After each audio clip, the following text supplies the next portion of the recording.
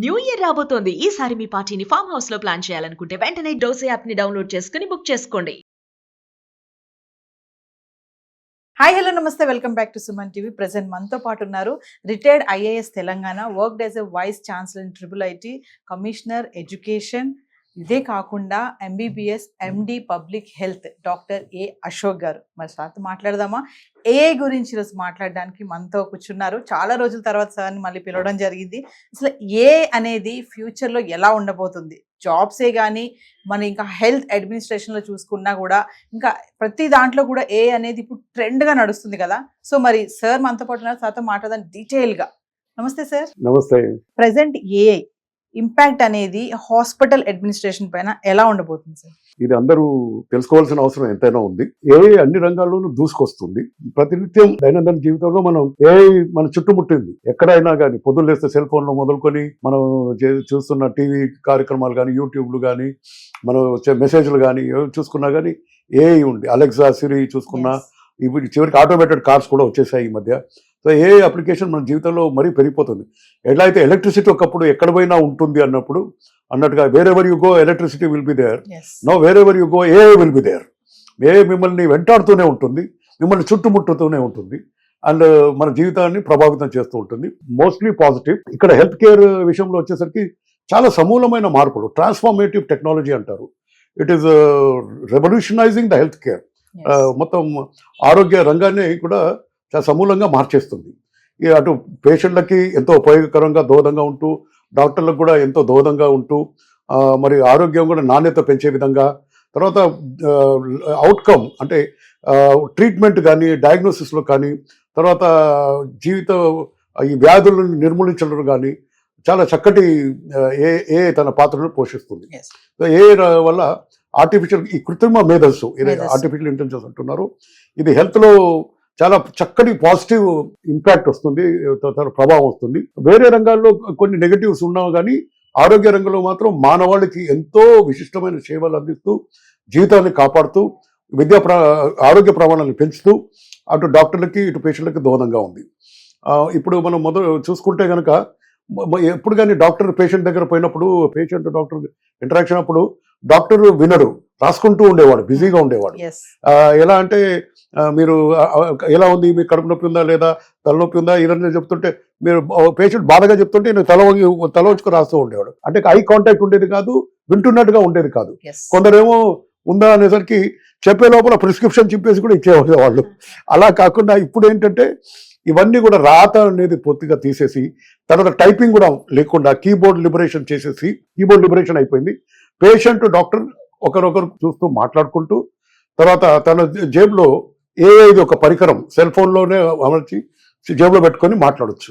తర్వాత లేకపోతే రూమ్లో కూడా దాన్ని ప్లేస్ చేయొచ్చు. ఆ విధంగా పేషెంట్ డాక్టర్ ఇంటరాక్షన్ ని మొత్తం రికార్డ్ అయిపోతుంది. అది మళ్ళీ ఒక ప్రింట్ లాగా వస్తుంది. కాబట్టి రాయడానికి వేసాడు.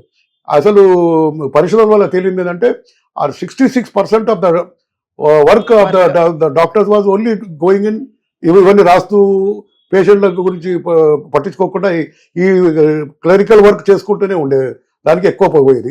ఇప్పుడు ఏఐ రావడం వల్ల చక్కటి రికార్డింగ్ అయిపోయి ఏదక్కడగా మొత్తం ప్రెజెంటేషన్ ఉండి doctor can give more time liberated from keyboard, అలా అన్నమాట.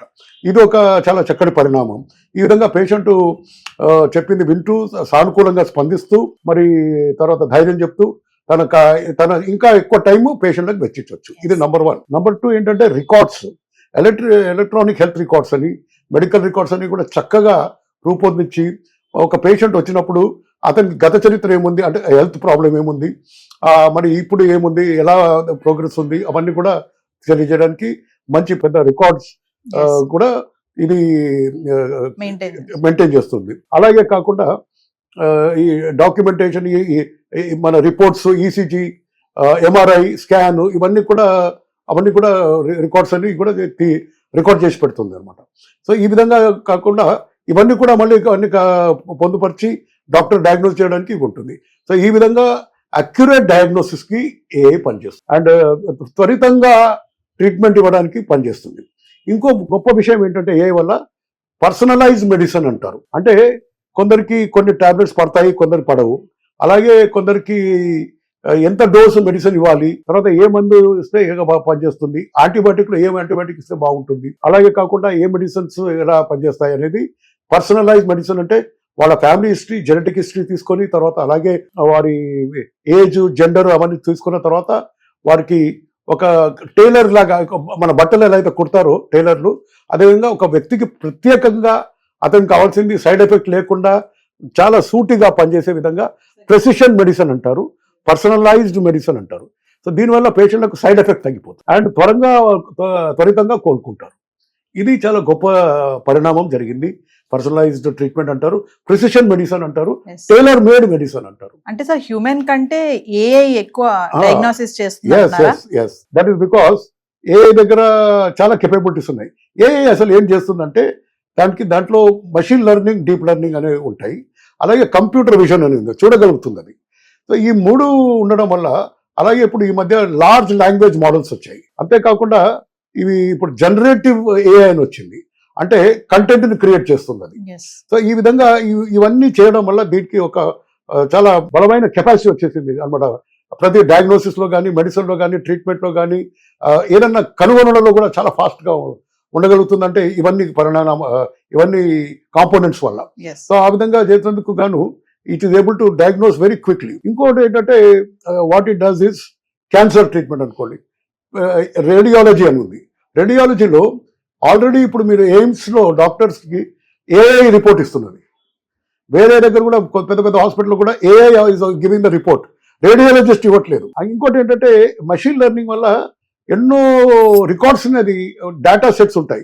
ఆ డేటా సెట్స్ స్టడీ చేసి పేషెంట్లు అయ్యి అది ఎన్నోసార్లు రియాజ్ చేసుకున్నందుకు గాను క్షణంలో అది పట్టేస్తుంది. దాంట్లో ఉన్నది డాక్టర్స్ కూడా మిస్ అయిన కొన్ని కేసులు, లంగ్ క్యాన్సరు, థ్రోట్ క్యాన్సరు, ఇలాంటి కేసులు కూడా రేడియాలజీలో అది పట్టేసింది. ఎందుకంటే అది ఒక డేటా సెట్ అనలైజ్ చేసి ప్యాటర్న్ ని చూసి ఏ విధంగా ఉంటుంది దాన్ని చూసి అది ప్రెడిక్ట్ చేయగలుగుతుంది. ఆ విధంగా ఆ పేషెంట్ది ఏం ప్రాబ్లం ఉంది అనేది త్వరగా పసిగడుతుంది. సో ఎక్కడైతే డాక్టర్స్ మిస్ చేసుకున్నారో అక్కడ పేషెంట్ డయాగ్నోసిస్ ఏఐ చేసింది.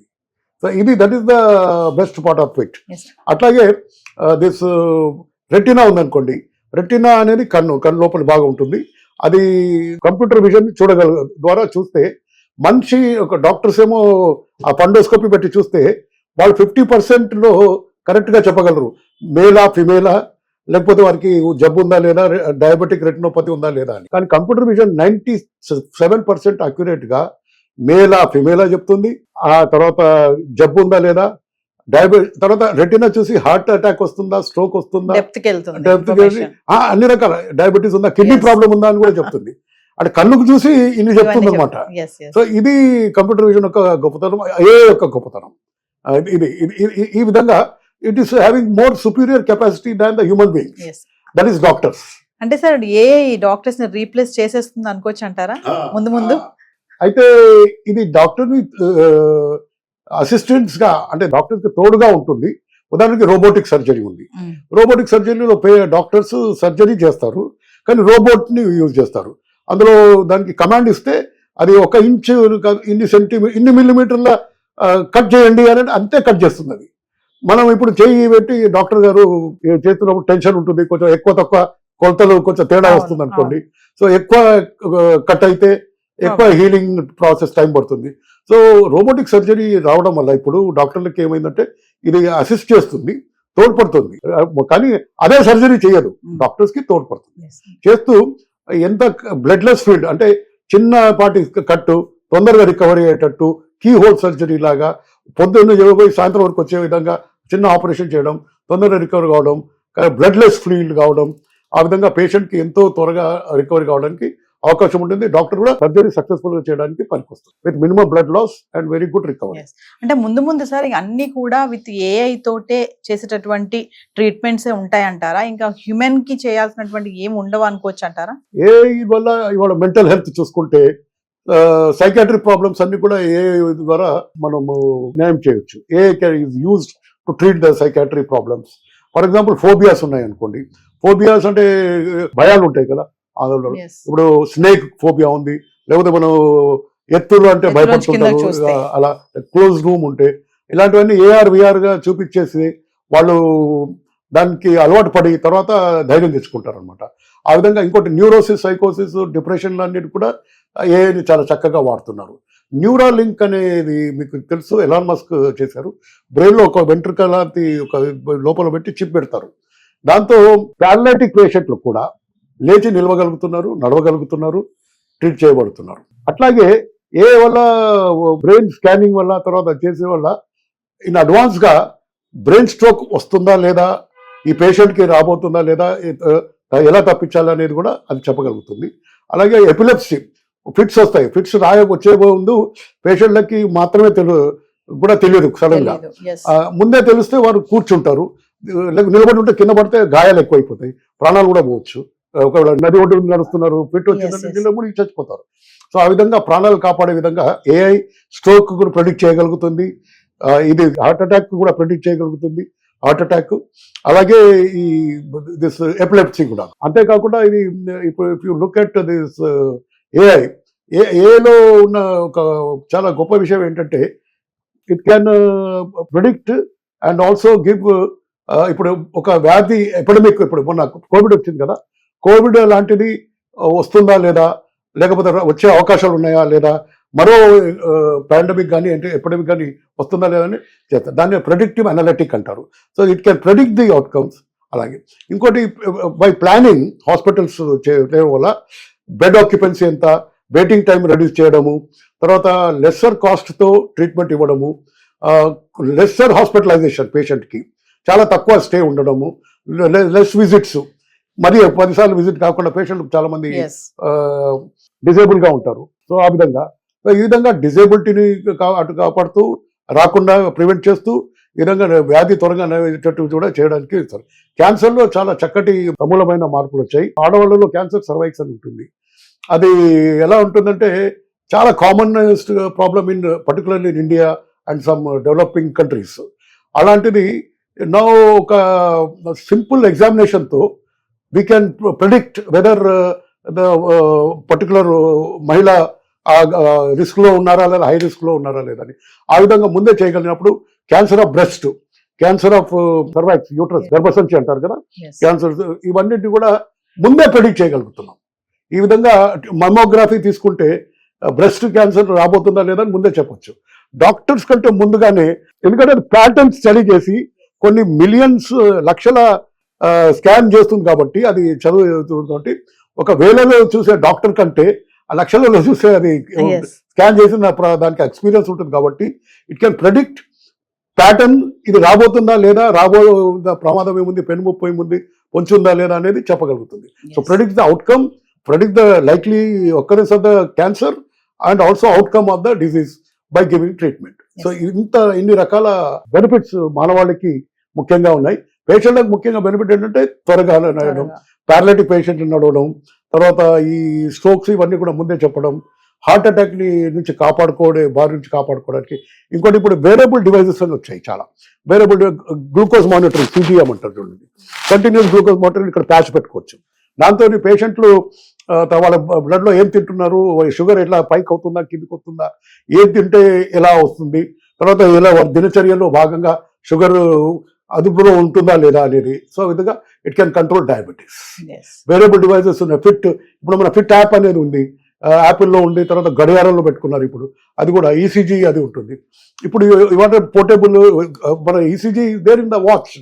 ఈ విధంగా ECG చూసి AI చెప్తుంది అనమాట, whether you are going to get heart attack or you are at risk or not అని. చాలా మంది వాళ్ళ పనులు చేసుకుంటూ అది తొడుక్కుంటే దాన్ని డాక్టర్ వేరే దూరం నుంచి మాట్లాడుతారు.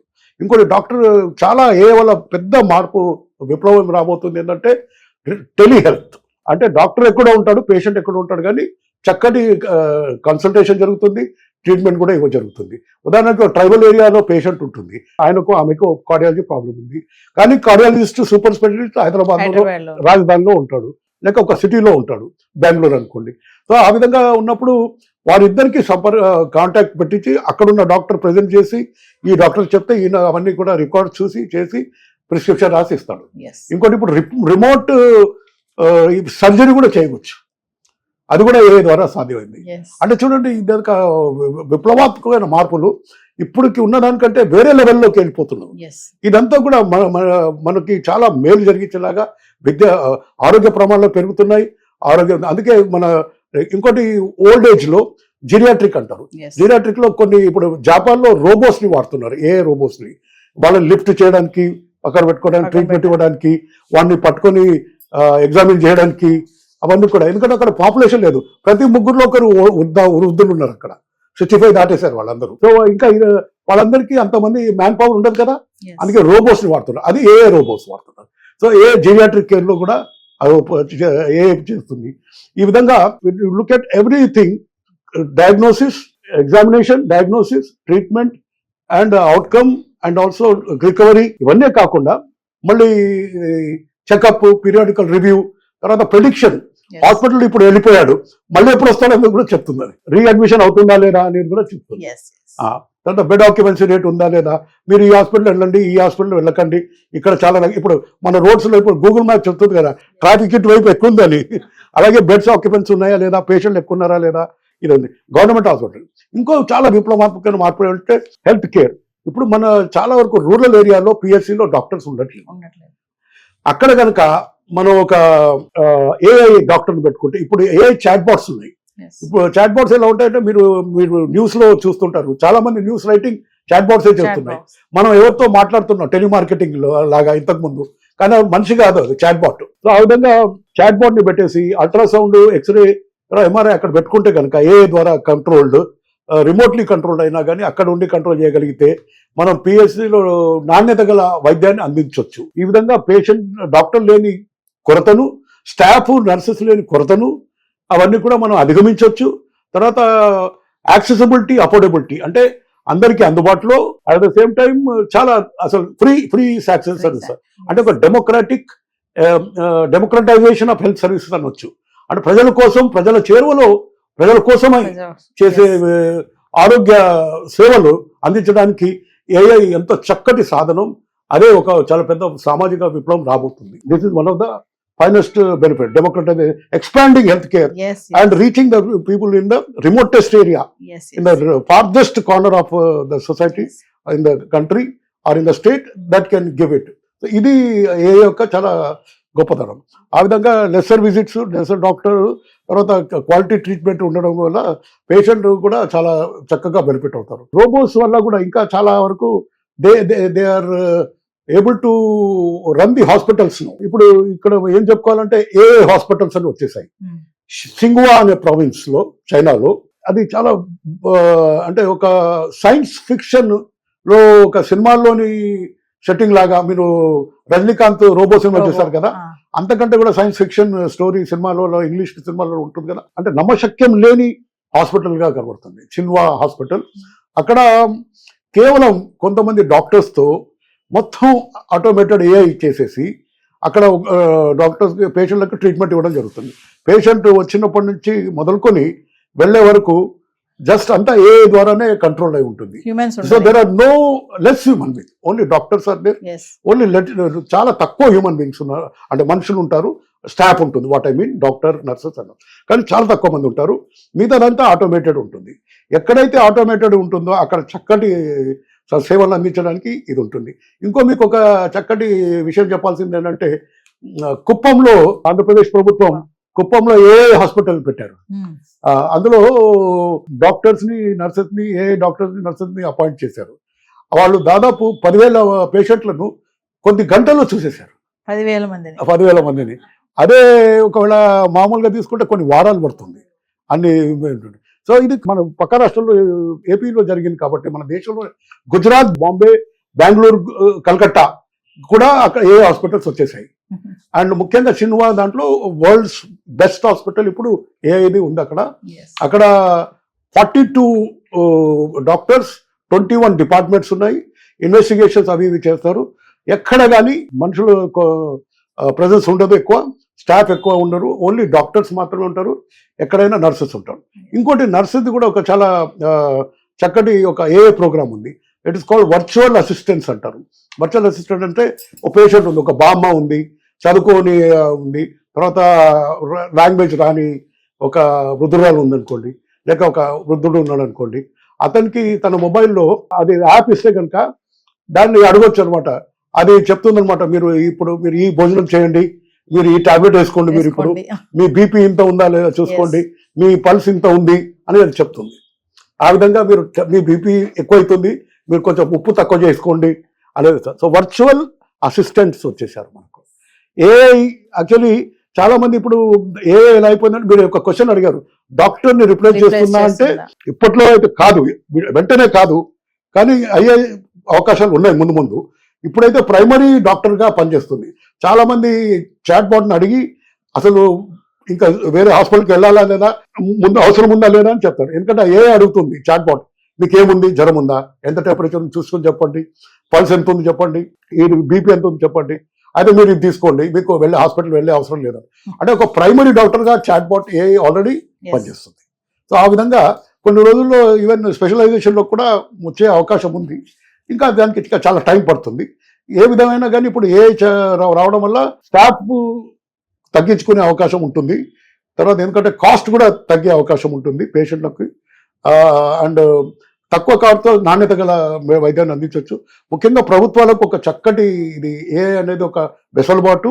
దీనివల్ల మారుమూల ప్రాంతాల్లో కూడా వైద్య సేవల్ని చాలా నాణ్యతతో, నైపుణ్యంతో, తర్వాత స్టాఫ్ లేకున్నా కానీ దాన్ని అధిగమించి సేవలు అందించేదానికి ఎంతో చక్కటి ఉపయోగపడుతుంది. థ్యాంక్ యూ సార్, చాలా యూస్ఫుల్ ఇన్ఫర్మేషన్ ఇచ్చారు. Thank you.